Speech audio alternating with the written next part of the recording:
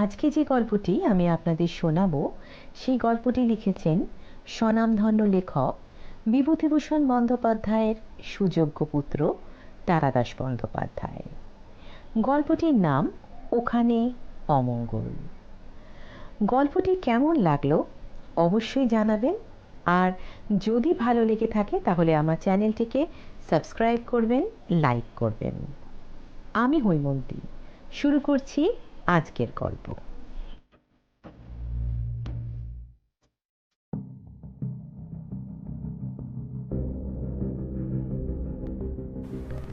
বাড়িটা দেখে প্রথমেই আমার বুকের ভেতর ভয়ের শব্দ বেজে উঠেছিল। দুটো পাথুরে ঢিবি দুদিক থেকে এসে যেখানে শেষ হয়েছে সেখানেই হাড় গোড় ভাঙা প্রাণীর মতো বাড়িটা পড়ে আছে। রেলগাড়ি থেকে যখন নামি তখনই বেলা গিয়েছে। এদিকে আমি একেবারেই নতুন, আগে আসিনি কখনো। কোথায় যাব, কোথায় থাকবো কিছুই ঠিক নেই। লোকজনের সঙ্গে পরিচয় করে একটা আস্তানা খুঁজে নিতে হবে ৩-৪ দিনের জন্য। কাজেই স্টেশনের পাশে কয়েকটা ভাঙাচোরা রিক্সা দেখতে পেলেও হেঁটে আসাই সমীচীন বলে মনে করেছি। স্টেশন থেকে বেরিয়ে এদিক ওদিক ঘুরে দেখতে দেখতে শহর ফুরিয়ে গিয়ে আবার ঢেউ খেলানো লাল মাটির মাঠে পড়লাম। সেই মাঠেই পরন্ত আলোয় ধ্বংসস্তূপটা নজরে এলো। বিরাট বড় বাড়ি, কিন্তু প্রায় সবটাই ধূলিসাৎ হয়ে গেছে। অর্ধেকটা কোনো রকমে এখনো মাথা তুলে রয়েছে বটে, তবে দেখে আর বেশি দিন থাকবে বলে ভরসা হয় না। বিহার ও মধ্যপ্রদেশের সীমানায় ছোট দেহাতি শহর, অর্থাৎ কিছুটা দেহাত এবং কিছুটা শহর। এখানে এত বড় বাড়ি কারা কি শখে করেছিলেন বোঝা মুশকিল। কিন্তু এসব দেখে আমি ভয় পাইনি। ভাঙা ও পোড়া বাড়ি তো জীবনে আরো কত দেখেছি, তবু এটা যেন সবার থেকে আলাদা। তাকালে অকারণেই বুকের ভেতরে শিরশির করে ওঠে, যেন ওখানে অমঙ্গল, যেন ওখানে কি একটা হবে। আমি যে কোম্পানিতে চাকরি করি তারা মানুষের প্রয়োজনীয় নানা রকম ভোগ্যপণ্য তৈরি করে থাকে। আমার কাজ হলো দেশের বিভিন্ন জায়গায় ঘুরে ক্রেতাদের রুচি লক্ষ্য করে বেড়ানো। এবার আমাকে বিহার সার্কেলে পাঠানো হয়েছে এখানকার মফস্বলে ক্রেতারা কি কি শৌখিন জিনিস পছন্দ করে তাই দেখবার জন্য। আজ ট্রেন থেকে এখানে নামবার কথা নয়, পরের জংশন স্টেশন পর্যন্ত টিকিট করা ছিল। কিন্তু ভাগ্য মানুষকে বোধহয় অমোঘ আকর্ষণে তার অবশ্যম্ভাবী পরিণতির দিকে টেনে নিয়ে যায়। ট্রেন এখানে যখন থামলো, বাইরের প্রান্তরের দিকে তাকিয়ে দেখলাম শেষ বেলার মন খারাপ করে দেওয়া রোদ্দুরে কিসের হাতছানি দেখেছিলাম জানি না, কিন্তু সুটকেসটা নিয়ে তক্ষুনি নির্জন প্ল্যাটফর্মের লাল কাকড়ে লাফিয়ে পড়লাম। যদি না নামতাম, যদি চলেই যেতাম 50 মাইল দূরের জংশনে, তাহলে হয়তো আজ এ কাহিনী বলার কোনো প্রয়োজনই হতো না। কিন্তু নিয়তি, আমি নামলাম। শহর ফুরিয়ে গিয়েছে দেখে ওই পোড়া বাড়িটার কাছ থেকে আবার ফিরলাম। আচ্ছা, এখানকার লোকেরা সব মরে গেছে নাকি? রাস্তায় বিশেষ লোক নেই। বিকেল হয়েছে অথচ কেউ বেড়াতে বের হয়নি। বাচ্চারা রাস্তায় খেলছে না, যা কিনা বিহারের মফস্বলে একটি অতি সাধারণ দৃশ্য। সমস্ত কিছুই যেন কেমন থমকে আছে। ঘন বসতি নেই। ছাড়া ছাড়া বাড়িগুলোতে কি উনুনে আঁচ দেয়নি? কোনো বাড়ির মাথায় ধোঁয়া দেখছি না। এরা কি রাত্রিরের রান্না সবাই ওবেলা করে রাখে? ব্যাপার কি? যেন এক নিদ্রিত পুরীর ভেতর দিয়ে হাঁটছি কোনো অজ্ঞাত গন্তব্যের দিকে। বেশি দূর যাবার আগেই ডান দিকে একটা দোতলা বাড়ি বিহারি ছাঁচে। দরজা জানলা বিশেষ বালাই নেই, একখানা দেওয়াল যেন কে তুলে রেখেছে রাস্তার পাশে। তবে বিত্তবান লোকের বাড়ি নিঃসন্দেহে, কারণ এসব দেশে এমন দোতলা বাড়ি করবার মতো মানুষ কম। বাড়ির সামনে কে একজন চারপাই পেতে তার উপরে বসে আছে মাথা নিচু করে, ঝিমোচ্ছে বোধ হয়। এ শহরের ঘুমন্ত মেজাজের মতোই দেখাচ্ছে ওকে। এই কি একটা ঘুমোবার সময়? বিশাল স্বাস্থ্য সামনে ঝুঁকে আছে, কাঁধের পেশিগুলো ফুলে আছে মোটা দড়ির মতো। রাত নেমে আসছে, অচেনা জায়গা, আর হাঁটাহাঁটি করতে ভালো লাগছে না। হুট করে এখানে নেমে পড়ার জন্য এখন মনে একটু অনুতাপই হচ্ছে। এগিয়ে গিয়ে ডাকলাম, ভাই সাহেব, ভাই সাহেব।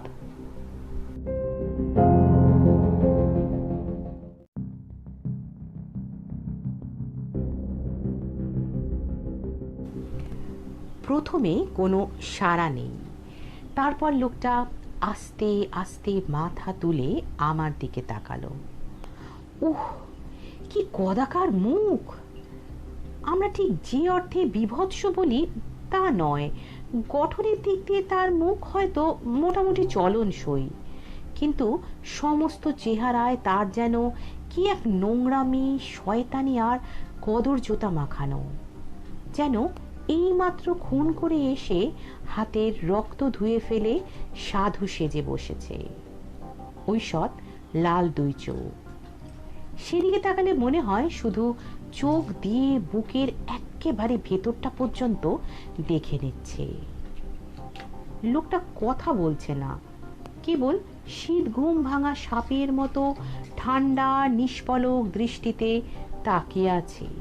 আর আমি দাঁড়িয়ে দাঁড়িয়ে ঘামছি। কি করা উচিত এখন? চলে যাব উত্তরের আশা না রেখে? কতক্ষণ এইভাবে ঠায় দাঁড়িয়ে থাকা যায়? লোকটা কি কালা? শুনতে পাচ্ছে না আমি কি বলছি? অন্ধকার নেমে আসছে। অচেনা জায়গায় সন্ধ্যা বড় বিষণ্ণ লাগে। এখানে আশ্রয় যে পাবো না লোকটার হাব ভাব থেকে তা বুঝতে পারছি। তাহলে আর বৃথা কেন দাঁড়িয়ে থাকা? আমার এখান থেকে চলে যাওয়াই উচিত। এই শহরটাও যেন কেমন অপার্থিব রহস্যের আবরণে মোড়া। না না, থাকবো না এমন জায়গায়, বরং স্টেশনে গিয়ে দেখি রাত্রিরে কোনো গাড়ি পাওয়া যায় কিনা জংশনের দিকে। প্রকৃত অবস্থাটা অনুভব করলাম চলে আসতে গিয়ে। আমি নড়তে পারছি না, কে যেন আমার পা দুটো সজোরে চেপে ধরেছে মাটির সঙ্গে। তাদের উপর আমার কোনো কর্তৃত্বই নেই। হাতে পায়েও যেন কেমন বল হারিয়ে ফেলেছি। কমে আসছে মনের জোর। এরকম ভাবছি, আর এই সময় লোকটা কথা বলে উঠল। জি। তাহলেও কালা নয়, শুনতে পায়, কথাও বলতে পারে, তাহলে চুপ করেছিল কেন? বললাম, আমি বিদেশি, আজকের রাতটা এখানে থাকতে পাবো কি? আপাত মস্তক আমাকে একবার দেখে নিয়ে ঠোঁট চাটল লোকটা লোভী জন্তুর মতো। তারপর চার পাই ছেড়ে উঠে দাঁড়ালো। জরুর আইয়ে। সে বলল, আমার নাম सूरज प्रसाद। বেশ নাম। আপনি কথা বলছিলেন না কেন? আপনাকে দেখছিলাম। আমাকে? আমার মধ্যে দেখবার কি আছে? আছে আছে, মানুষকে দেখতে বড্ড ভালো, তাই দেখি। বলে কি লোকটা? পাগল টাগল নয় তো? এতক্ষণ চোখ দিয়ে দেখছে, এরপর না কামড়ে চেখে দেখতে চায় না না, এ ভালো জায়গা নয়, আমি এখানে থাকবো না। সুরজপ্রসাদ আমাকে নিয়ে যাবে বলে বাড়িতে ঢুকবার পথে পা বাড়িয়েছিল। থেমে পড়ে বললাম, আমি যাব না। অবাক হয়ে সে বলল, কাহে? না না, আমি চলে যাব, আমার একটা জরুরি কাজের কথা মনে পড়ে গেছে। সাপের মতো হিস হিস শব্দ করে হাসতে লাগলো সে। বলল, ডরিয়ে গেলেন? ডরবার কিচ্ছু নেই। পৌরুষে আঘাত লাগলো। বললাম, ডরবার কি আছে? সেসব কিছু না। ঠিক আছে, থাকবো আমি। বলুন কোথায় থাকতে যেতে হবে আমাকে? হায়, তখনও যদি ফিরতাম, বোকার মতো আত্মভিমানের ঝোঁকে গোয়ার তুমি না করতাম। কিন্তু ওই যে কথায় রয়েছে, নিয়তি, নিয়তিই টানলো আমাকে। নির্জন বাড়ির সরু অন্ধকার সিঁড়ি দিয়ে আমাকে দোতলায় নিয়ে এলো সুরজপ্রসাদ। একদিকে টানা বারান্দা, তার ধারে সারি সারি 7-8খানা ঘর। কেউ আলো জ্বালেনি, সাঁঝের প্রদীপ দেখায়নি। বাড়িতে মেয়েরাও কেউ নেই বলেই মনে হচ্ছে। বাড়ির আনাচে কানাচে কেমন ঘনিয়ে আসছে মৃত্যুময় তামসী রাত্রির ছায়া। আচমকাই যেন আশ্চর্য একটা দম বন্ধ করা অনুভূতি গলার কাছে চেপে ধরল। সম্ভব হলে তরতর করে সিঁড়ি দিয়ে নেমে দৌড় দিতাম, কিন্তু পৌরুষের প্রশ্ন। বারান্দার একেবারে অপর প্রান্তে ঘরটার সামনে দাঁড়িয়ে শেকল নামিয়ে দরজা খুলে সুরজপ্রসাদ বলল, চলুন ভেতরে। ভেতরে ভয়াবহ অন্ধকার। বললাম, আলো জ্বালেননি কেন? আপনার পরিবারের অন্যরাই বা কোথায়? আবার সেই অমানসিক শব্দহীন হাসি হাসল সুরজপ্রসাদ। बत्ती दे रहा हो। তা তো দেবেন, বাড়ির লোক? आएगा कहाँ से? शादी नहीं किया, बाल बच्चा भी नहीं है। অত্যন্ত যুক্তিসম্মত কথা, বিয়ে না হলে বাচ্চা আসবে কোথা থেকে? জিজ্ঞাসা করলাম, একদম একা থাকেন? খারাপ লাগে না? मुझे आदत हो गया है, চলিয়ে আন্দার। ঘরে ঢুকে হাতড়ে হাতড়ে একটা মোমবাতি বের করে জ্বালালো সে। ম্লান হলুদ আলোয় ফুটে উঠল একটা বাজে ছুতোরের তৈরি জগদ্দল পাথরের মতো ভারী খাট, তার উপরে ময়লা চাদর, মোটা মোটা পায়াওয়ালা একখানা টেবিল একদিকে, আর আরেক দিকে একটা আলনা। ব্যাস, আর কিছু নেই ঘরে। ভেতরে পাক খাচ্ছে শুধু একটা ভ্যাপসা সোদা গন্ধ। বহুদিন বন্ধ থাকার পরে কোনো ঘর খুললে যেমন গন্ধ পাওয়া যায়। টেবিলের ওপরে মোম গলিয়ে ফেলে বাতি আটকাবার চেষ্টা করছে সুরজপ্রসাদ। বললাম, শহর ছাড়িয়ে টিলার ধারে একটা বড় ভাঙা বাড়ি দেখলাম, ওরকম জায়গায় অত বড় বাড়ি কার? আমার। আপনার? ভাঙা পড়ে আছে কেন? ও আমার পূর্বপুরুষের বাড়ি, ঠাকুরদা বানিয়েছিলেন। এখন কেউ থাকে না, তাই ভেঙে পড়ে আছে। থাকে না কেন? কে থাকবে? মানুষ তো আমি একা। অত বড় বাড়িতে আমার কোনো দরকার নেই যে আবার সারিয়ে নেব। তাছাড়া ও বাড়ির সবটা আপনি ঠিক বুঝতে পারেননি। বিরাট বাড়ি ওটা, ऊपर से मालूम পাওয়া যায় না। মাটির নিচে भी बहुत कमरा আছে। মাটির নিচে ঘর দিয়ে কি হতো? ভগবান মালুম। পুরানা জামানে মে লোকের শখই এরকম ছিল। বাড়ির ওপরটা ভেঙে গেলেও বাড়ির নিচের ঘরগুলো ঠিকই আছে, তবে তা দিয়ে আর কার কি কাম হবে? আমাকে বিশ্রাম করতে বলে সুরজপ্রসাদ চলে গেল। সে বিদায় নিতেই কিছুটা স্বস্তি ফিরে এলো মনে। জামা কাপড় বদলে নোংরা বিছানার চাদরটা সরিয়ে তোষকের ওপরেই একটু গা এলিয়ে দিতে যাচ্ছি, হঠাৎ কানে এলো একটা আওয়াজ। কিচকিচ করে কি একটা জন্তু যেন কোথায় ডাকছে। মনে হলো পাশের ঘর থেকে আসছে শব্দটা। গৃহস্বামীর অনুমতি না নিয়ে বাড়ির মধ্যে চলাফেরা করা ঠিক নয়, কিন্তু শব্দটার উৎস জানবার জন্য মনে ভয়ানক কৌতূহল জাগলো। টেবিল থেকে মোমটা তুলে নিয়ে পাশের ঘরের দরজার সামনে এসে দাঁড়ালাম। হ্যাঁ, নিঃসন্দেহে এই ঘরের ভেতর থেকে আসছে শব্দটা। এক মুহূর্ত ইতস্তত করে শেকল নামিয়ে দরজা খুললাম। ভেবেছিলাম না জানি কি জিনিস চোখে পড়বে। এই যে দেখি একটা গলায় চেন বাঁধা বাদর বসে কি ফল খাচ্ছে আর ওই রকম আওয়াজ করছে। একা মানুষ সুরজ প্রসাদ, অবিবাহিত, সঙ্গী হিসাবে এইটাকে পুষেছে আর কি। শেকল তুলে দিয়ে ঘরে ফিরে এলাম।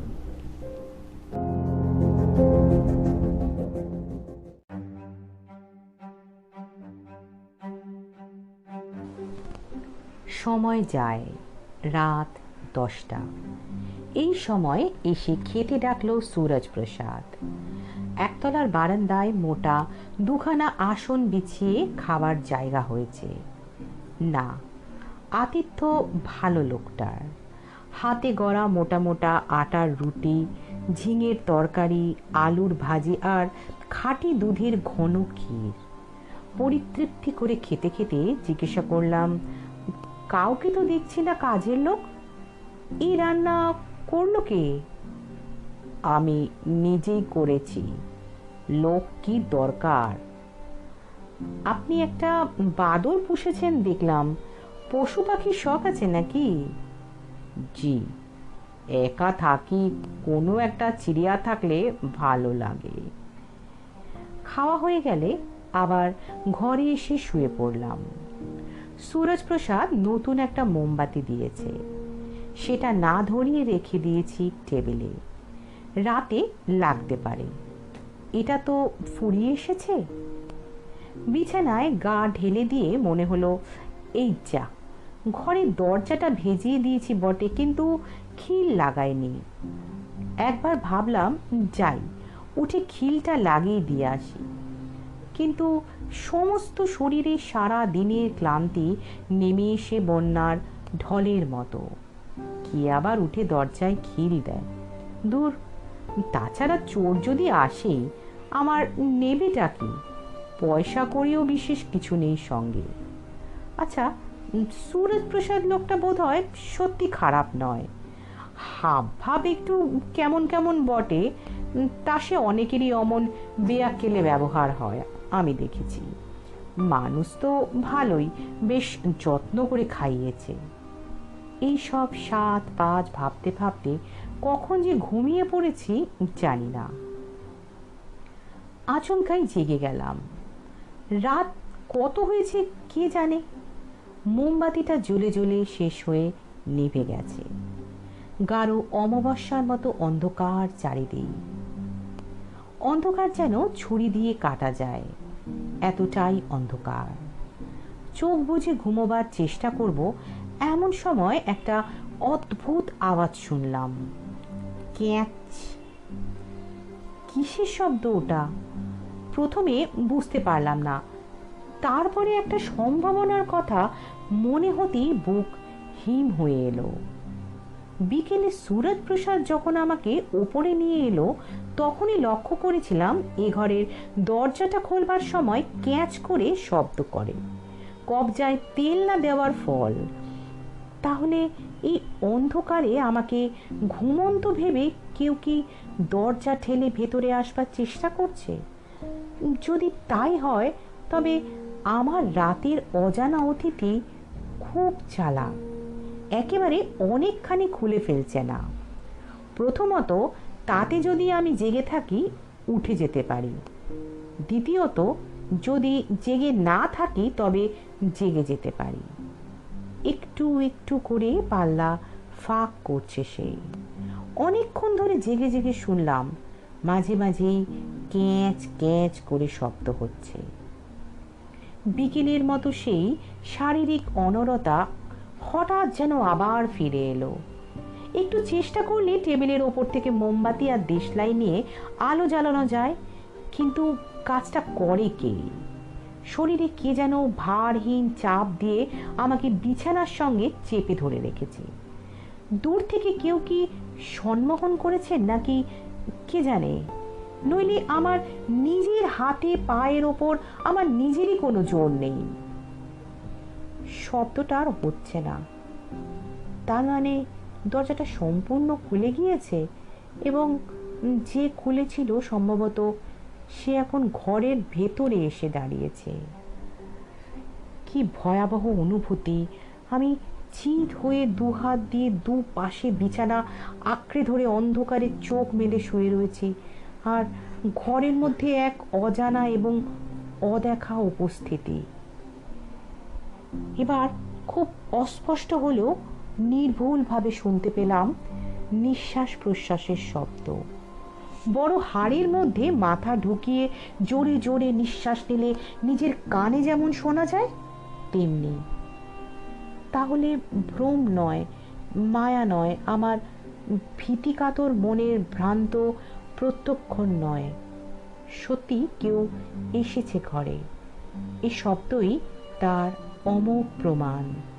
যেন মানুষ নয়, বিশাল দেহ কোনো জন্তুর শ্বাস টানার আওয়াজ।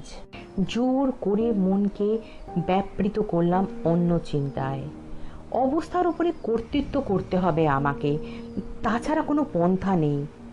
যেই ঘরে এসে থাকুক না কেন, এতক্ষণ যখন আমাকে আক্রমণ করেনি, তখন ধরেই নেওয়া যেতে পারে আমার কোনো ক্ষতি করবার ইচ্ছে অন্তত এই এক্ষুনি তার নেই। কখন ঘরের মধ্যে থেমে গিয়েছে সেই পাশবিক নিঃশ্বাসের শব্দ। মনের ওপর থেকে নেমে গিয়েছে পাথরের গুরুভার। ষষ্ঠেন্দ্রিয় দিয়ে অনুভব করেছি ঘরে সে আর নেই। আপাতত আমি বিপদমুক্ত।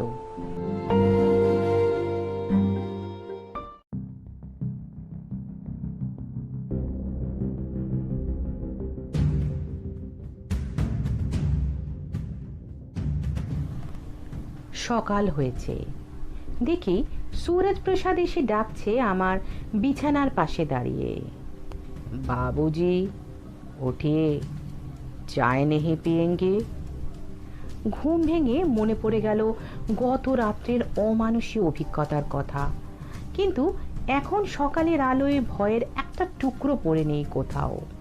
কেবল सूरज প্রসাদের দুই চোখে যেন কি শয়তানি হাসি, অথবা হয়তো আমার মনের ভুল। যাক, আমার তাতে কি, আমি এখনই জামা কাপড় পরে সুটকেস নিয়ে বেরিয়ে পড়ব। ট্রেন ধরে 2 ঘন্টার মধ্যে চলে যাব পরের বড় শহরে, হপ্তাখানিকের মধ্যেই কলকাতায়। সিনেমা, হোটেল, বন্ধু বান্ধব, কোথায় তখন থাকবে গতকাল রাত্রির স্মৃতি? হাসুজ্ঞে सूरज প্রসাদ। ও নিজেই চা এনেছিল বড় কাচের গ্লাসে। চা খেয়ে শার্ট পরছি, सूरज প্রসাদ বলল, এখনই চলে যাচ্ছেন নাকি? হ্যাঁ, সকালে কোনো ট্রেন নেই? আছে, কিন্তু আমি ভাবছিলাম যাওয়ার আগে আপনাকে আমাদের আদি বাড়ির ভেতরে একবার ঘুরিয়ে দেখাবো। পুরনো জিনিস দেখতে ভালো লাগে না আপনার? যাবেন? লোভ হলো।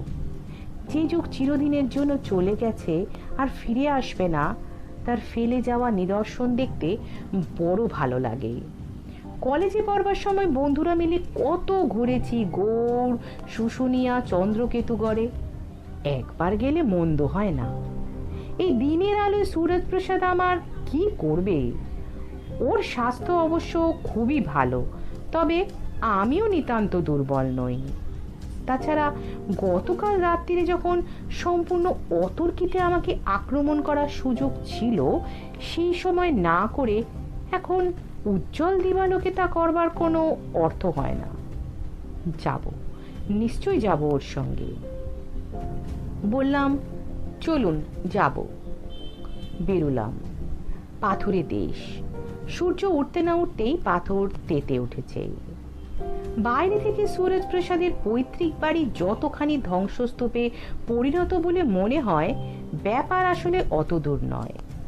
বাইরের দিকে সবগুলো ভেঙে গেলেও ভেতর মহলের কয়েকখানা বড় ঘর এখনো মাথা তুলে দাঁড়িয়ে রয়েছে। অনেক খসে পড়া কড়িবর্গা, ইট, চুন, বালি পেরিয়ে সেখানে পৌঁছালাম। বারবাড়ির ভগ্ন স্তূপের ভেতর থেকে এখানে ওখানে মাথা তুলেছে বট, অশ্বত্থের চারা। সমস্ত পরিবেশটা থেকে যেন একটা চলে যাওয়া দিনের দীর্ঘশ্বাস ভেসে উঠে বাতাসে মিলিয়ে যাচ্ছে। বেলা বাড়ার সঙ্গে সঙ্গে বাতাস গরম হচ্ছে। ঘুরে ঘুরে দেখছি গরম হাওয়া এসে গায়ে লাগছে। সুরজ প্রসাদ এক ঘেয়ে বক বক করে আমাকে বুঝিয়ে যাচ্ছে কোনটা তাদের বৈঠকখানা ছিল, কোনখানে হতো বাইজিন নাজ, আর কোনটাই বা ছিল তার রাগী প্রপিতামহের গোসলখানা। ওর কথা শুনতে মোটেই ভালো লাগছে না, কারণ আমি ওদের বংশের অতীত ইতিহাসের সঙ্গে জড়িয়ে জায়গাটা দেখছি না, জায়গাটার প্রাচীনত্ব। এখানে যে একদিন মানুষ সুখে দুঃখে কাটিয়ে গিয়েছে সেই কথা ভেবে আমার ভালো লাগছে। ট্রেন ধরবো করছি, এমন সময় সুরজ প্রসাদ বলল, চলুন এবার আপনাকে মাটির নিচের ঘরগুলো দেখাই। সেখানে কি? কিছু না, এখানে ছিল আমাদের তোষাখানা, একবার দেখে যাবেন না? চলুন। ভাঙা ইট, কাঠ, বর্গা পেরিয়ে, অন্দরমহলের অটুট ঘরগুলো পেরিয়ে কোথা কোথা দিয়ে আমাকে নিয়ে চলল সুরজ প্রসাদ। এক জায়গায় এক সার সিঁড়ি নেমে গিয়েছে নিচের দিকে। সেখানে দাঁড়িয়ে সে বলল, এখান থেকে নামতে হবে। ওই আগে নামলো, আমি পেছনে। একতলা সমান নামবার পর একটা পাথরের চওড়া বারান্দায় এসে সিঁড়ি শেষ হয়ে গেল। আবছা অন্ধকার ঘিরে আছে জায়গাটাকে এই দিনের বেলাতেও। চোখে অন্ধকার শুয়ে গেলে তাকিয়ে দেখলাম এটা বারান্দা নয়, একটা পাথরের গোল চাতাল, চারদিকে খুপড়ির মতো অনেক ঘর, মোটা মোটা গড়া দিয়ে তৈরি তাদের দরজা। ঘরগুলোর ভেতর নিবিড় অন্ধকার। সুরজ প্রসাদ বলল, এই হচ্ছে তোষাখানা। এইসব ঘরে থাকতো মোহরের কলসি, টাকার থলে, আরো কত কি। এসব 100-150 বছর আগেকার কথা, আজ আর তার কিছু অবশিষ্ট নেই। কখনো দেখেছেন তোষাখানা ভেতর থেকে কেমন দেখতে হয়? না তো। যান যান, তাহলে একটাই ঢুকুন। ভেতরে বড় অন্ধকার। সুটকেসে টর্চ ছিল, বের করে হাতে নিলাম। তারপর ঢুকে পড়লাম একটা খুঁটরিতে। পেছনে ঝনাত করে লোহার দরজা বন্ধ হওয়ার শব্দ, তালা বন্ধ করার শব্দ। 1 সেকেন্ড লাগলো প্রকৃত অবস্থা বুঝতে। পাক খেয়ে ফিরে এসে আছড়ে পড়লাম লোহার গড়াদের ওপরে। বন্ধ, চিরদিনের জন্য বন্ধ হয়ে গিয়েছে সেই দরজা। পাগলের মতো টানতে লাগলাম গড়ার ধরে। খুলে দে শয়তান, খুলে দে, খুলে দে। বাইরে দাঁড়িয়ে নিঃশব্দে জন্তুর মতো হাসছে সুরজ প্রসাদ। বহু চিড়িয়া পুষেছি, মানুষ পুষিনি কখনো, বড্ড শখ ছিল, তা ভগবান আজ মিলিয়ে দিলেন। বহুত চিল্লাও, ইধার কি আদমি আছে যে শুনবে? গড়াদে মাথা ঠুকছি, খ্যাপার মতো চিৎকার করছি, যা মুখে আসছে গালাগাল দিচ্ছি সুরজ প্রসাদকে। যে শান্ত হয়ে শুনছে বলছে, বাহ তেজি চিড়িয়া তুই, খুব লড়াকু, লড়ে যা লড়ে যা, যতই চিল্লাবি ততই তো মজা, মর্দা পুষে কি লাভ। রাগী জিঘাংসায় ক্ষিপ্ত প্রায় হয়েছি, কিন্তু কিছু করার নেই। নাগালের বাইরে দাঁড়িয়ে তার পোষা জানোয়ার খেপিয়ে মজা দেখছে সুরজ প্রসাদ। অনেকক্ষণ মজা দেখে চলে গেল সে। এ ঘরে একটা ঘুলঘুলি আছে, সম্ভবত বাড়ির পেছন দিকের মাঠে জমি বরাবর রয়েছে সেটা। নোট বইয়ের পাতায় এই ঘটনা লিখে খামে ভরে সেটা দিয়ে বাইরে ফেলে দিচ্ছি আমি। যদি কেউ কুড়িয়ে পায় তবে পুলিশ এনে আমাকে উদ্ধার করো, নইলে এই শেষ, বিদায়। হতভাগ্য প্রকাশ সোম। সন্ধ্যা। সুরজপ্রসাদ সিদ্ধি খাচ্ছে বসে। ঘরে ঢুকলো কুদর্শন একজন লোক। সুরজপ্রসাদ বলল, কি খবর বংশী? বংশী একটা সাদা খাম এগিয়ে দিল। সুরজপ্রসাদ হাতে নিয়ে খুলল সেটা। ভেতরে 10-12টা নোট বইয়ের পাতায় লেখা। ওর ঘরের ঘুলঘুলির বাইরে পেলি? পড়েছিস? হ্যাঁ কর্তা, একটু আধটু বাংলা জানি। শান্ত মুখে টুকরো টুকরো করে ছিঁড়ে কাগজগুলো উড়িয়ে দিল সুরজপ্রসাদ। সিদ্ধির গ্লাসে চুমুক দিয়ে বলল, দানা পানি ঠিকঠাক দিয়ে যাস, ভারী লড়াক্কু চিড়িয়া, বহুত লড়ে যাবে।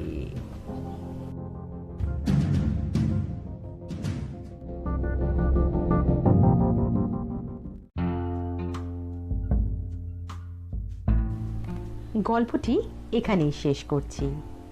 আবার ফিরে আসবো নতুন গল্প নিয়ে। ততক্ষণ সঙ্গে থাকুন, শুনতে থাকুন স্বল্প কথার গল্পকথক। নমস্কার।